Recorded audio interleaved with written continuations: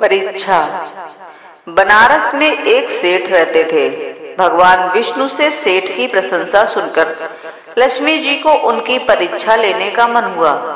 अगले ही क्षण लक्ष्मी जी सेठ के सपने में आई और कहा, मेरा स्वभाव चंचल है।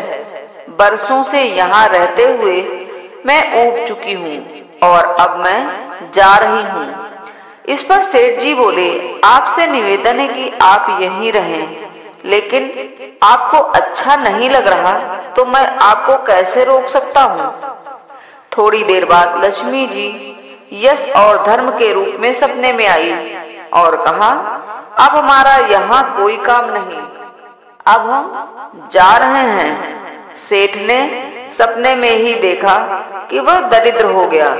रिश्तेदार व मित्र दूर हो गए। लोग उसकी बुराई करने लगे। तभी लक्ष्मी जी सत्य के रूप में आई और कहा, मैं भी जाना चाहता हूँ।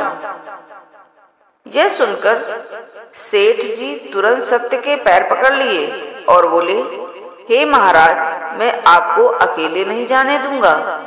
मैं सत्य के बिना नहीं रह सकता। सत्य ने कहा, तुमने बाकी तीनों को क्यों नहीं रोका?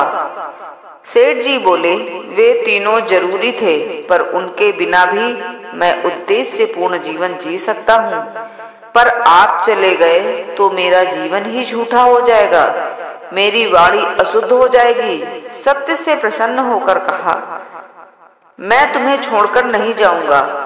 थोड़ी देर बाद धर्म और यश भी लौट आए। अंत में लक्ष्मी जी भी आ गईं और कहा, जहाँ सत्य, धर्म और यश हों, वहाँ मेरा वास निश्चित है। यह सुनते ही सेठ जी की नींद खुल गई।